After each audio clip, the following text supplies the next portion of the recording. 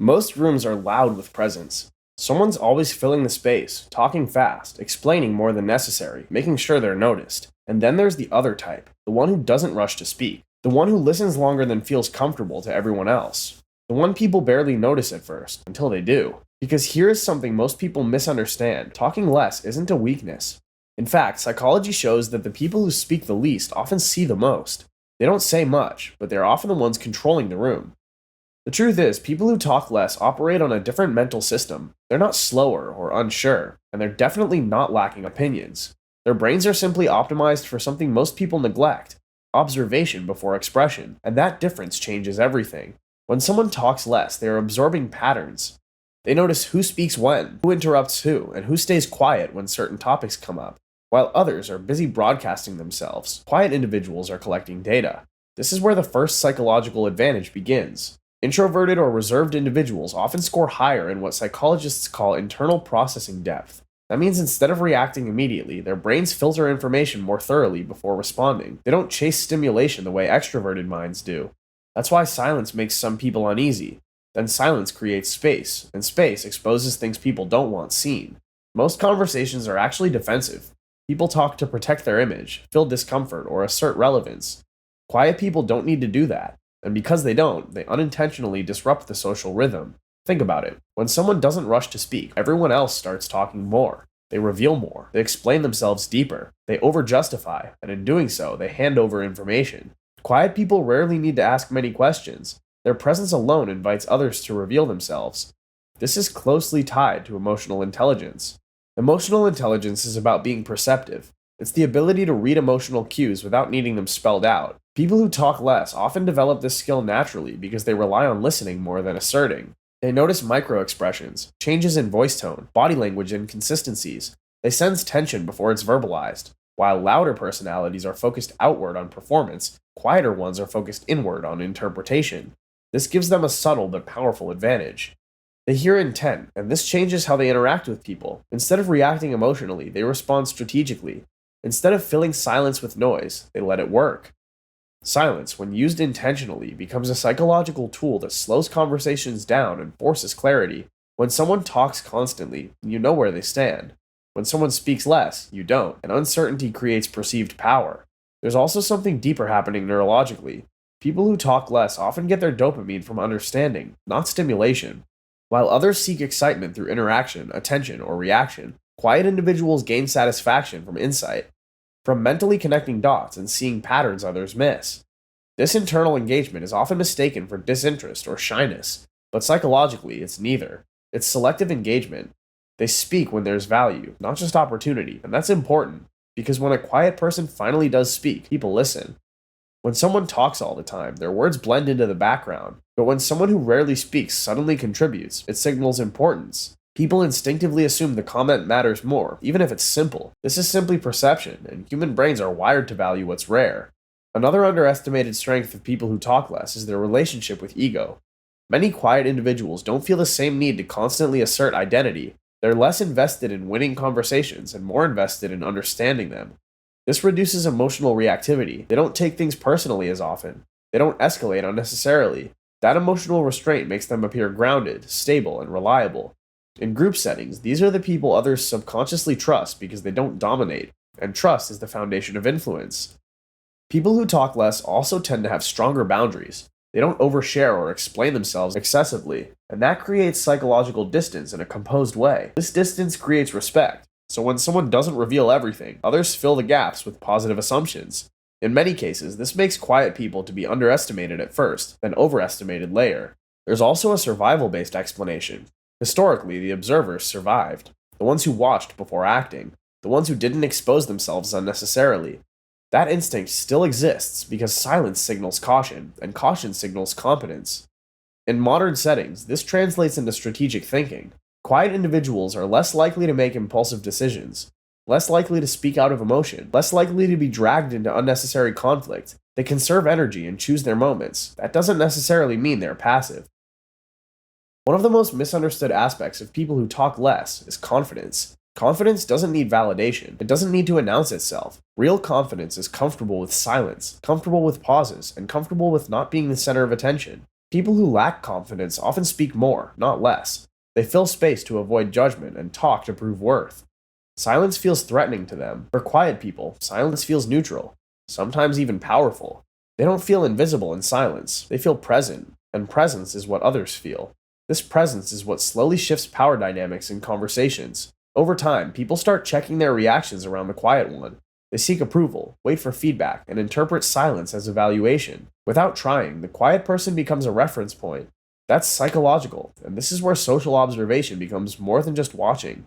Quiet people don't just observe individuals, they observe systems, group behavior, hierarchies, and influence patterns. They see who leads informally, who follows, who pretends to lead, and who actually decides. Since they are not busy participating, they are free to analyze, and analysis creates leverage. This is why many quiet individuals excel in roles that require judgment, foresight, or long-term thinking. They don't rush to conclusions, they wait until the picture is clear. While others are reacting in the moment, they are preparing for the outcome. So when they finally act, it seems sudden, decisive, and powerful, but it wasn't sudden at all. It was silent preparation, and this is only the first half of the story. By the time people notice the quiet one, something has already shifted. At first, silence blends into the background, and it's easy to ignore, and easy to misinterpret. People assume the quiet person isn't involved, isn't confident, or doesn't have much to contribute. That assumption is comfortable, and it lets louder personalities take control without resistance. But silence has a way of accumulating power. Over time, people start to feel it, the calm presence, the lack of urgency, the absence of emotional reaction, and slowly, the dynamic changes. Conversations begin to orbit the quiet one without anyone realizing why. This is where silence turns into influence. Influence doesn't come from how much you say, it comes from how much weight your words carry when you do speak. Quiet people understand this intuitively, and they don't try to influence constantly.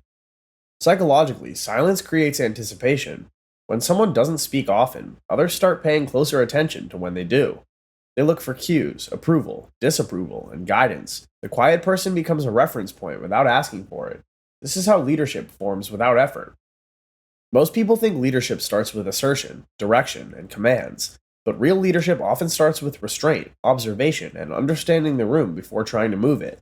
Quiet individuals naturally do this. They don't rush to take charge. They let others reveal their strengths and weaknesses first. They see who seeks validation, who reacts emotionally, who crumbles under pressure, and who stays composed. By the time a decision needs to be made, the quiet person already knows who can handle what. That's why when they step forward, it feels earned. Their authority comes from accuracy. Another reason quiet people are effective leaders is because they don't compete for attention. Attention competition creates noise, noise creates confusion, and confusion weakens trust. Quiet leaders don't need to dominate discussions, they guide them. They ask fewer questions, but better ones. They interrupt less, listen more, and people feel heard around them. Feeling heard creates loyalty. People are more willing to follow someone who understands them than someone who talks over them. Quiet individuals build this understanding naturally because listening is their default state. There's also a psychological safety factor. Loud, reactive personalities can make environments feel unstable. You never know how they will respond. Silence, when paired with calm, signals control, emotional regulation, and predictability. That makes people feel safe, and people trust leaders who feel safe. Some of the most effective leaders aren't charismatic in the traditional sense. They're steady, measured, and hard to read emotionally, while being deeply consistent. Consistency builds authority faster than charisma ever could. Quiet people also handle power differently. They don't rush to use it, they don't flaunt it, and they don't tie their identity to it. This makes them less corruptible by ego, less reactive to challenges, and less threatened by disagreement. When someone challenges them, they don't respond immediately. They pause and process. That alone shifts the balance. Silence after a challenge forces the other person to fill the gap. They explain themselves more, they second guess, they expose insecurity. Meanwhile, the quiet person remains composed, and that composure reads as confidence, the kind that doesn't need to prove itself. This kind of confidence is often underestimated because it doesn't announce itself, but it's the kind that lasts, the kind that holds under pressure, the kind that doesn't disappear when attention fades. Quiet people also understand something most don't. Influence isn't about convincing everyone, it's about positioning. They don't argue every point, they choose their battles. They let others think they have won smaller arguments. They conserve energy for moments that actually matter. This makes them unpredictable in a powerful way. When someone argues all the time, you know exactly where they stand. When someone rarely does, you don't, and uncertainty forces caution. People think twice before challenging someone whose limits they haven't seen. That restraint builds psychological leverage. However, there's also a strong link between silence and long-term thinking. Quiet individuals tend to think in outcomes, not reactions. They're less emotionally attached to being right in the moment. They care more about where things end up. That makes them patient, and patience is rare. In fast moving environments, patience looks like confidence. It signals that you don't need immediate validation, that you trust your judgment enough to wait. People pick up on that. Over time, they start deferring decisions, asking for opinions, waiting for approval. The quiet person becomes a checkpoint by default. This is how influence becomes invisible. Another underestimated aspect of quiet power is boundary control. People who talk less reveal less. They don't overshare. They don't explain themselves excessively. They don't justify decisions. That creates mystery, and mystery creates authority. When someone explains too much, it signals doubt. When someone says less, it signals certainty. Quiet individuals understand this instinctively. They speak only when there's something to add, not something to prove. This also protects their emotional energy. They don't get pulled into unnecessary drama. They don't engage in every disagreement. They don't react to every provocation. That emotional economy makes them more resilient over time. While others burn out trying to be seen, quiet people remain steady. And steadiness outlasts intensity. In leadership roles, this shows up clearly.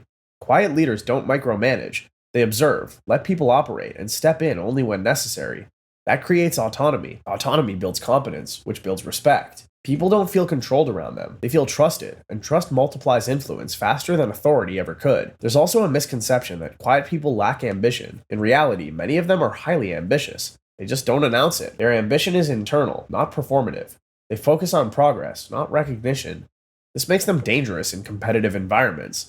While others are busy signaling status, quiet individuals are building skill. While others chase visibility, they build leverage, and when the moment comes, they don't need to introduce themselves. Their work speaks first. This is why quiet people are often underestimated early and feared later. People don't see them coming. Another important factor is how silence affects perception during conflict. In arguments, silence often feels like control. When someone refuses to react emotionally, it destabilizes the other side. Emotional reactions feed conflict, but silence starves it. Quiet individuals don't escalate easily. They don't raise their voice. They don't rush to defend themselves. They let facts speak, and that restraint makes their position stronger. People associate calmness with truth. Even when it's not accurate, the perception matters. This is why in negotiations, interviews, and high-stakes conversations, silence is often more effective than speech. It forces the other side to reveal urgency, show weakness, and make concessions. Quiet people use this without consciously trying. They don't interrupt silence because silence doesn't scare them. This brings us to the final point: underestimated confidence. Confidence of quiet people isn't loud, expressive, or dramatic. It's internal. It comes from self-trust, not approval. They don't need constant feedback to feel secure. They don't need external validation to act. That independence is powerful. People who depend on validation are easy to influence. People who don't are not. Quiet individuals tend to trust their internal compass more than external noise. That makes them harder to manipulate, pressure, or rush. In leadership, this is valuable. They don't panic under uncertainty. They don't overreact to setbacks. They don't chase trends impulsively. They move deliberately. Others feel that stability and align with it. So while loud confidence may win attention, quiet confidence wins alignment, and alignment is what creates real power. By the time people realize the quiet one has influence, it's already established. There was no announcement, no takeover, and no dramatic shift. Just a slow, steady repositioning of control. That's the silent power. And if you're someone who talks less, this isn't a limitation you need to overcome. It's a strength you need to understand. You don't need to become louder. You don't need to perform with confidence. You don't need to match energy. You need to own your silence, because silence, when paired with awareness, becomes authority. And authority, when paired with restraint, becomes leadership. The kind that doesn't ask for attention, doesn't need permission, and already has the room, even when no one notices how it happened. So what do you think? Do you believe quiet people are naturally underestimated, or do you think silence is a strength most people fail to recognize? Share your thoughts in the comments, and if this video changed the way you see confidence, leadership, and influence, make sure to like and subscribe for more deep dives into the psychology behind human behavior and power dynamics.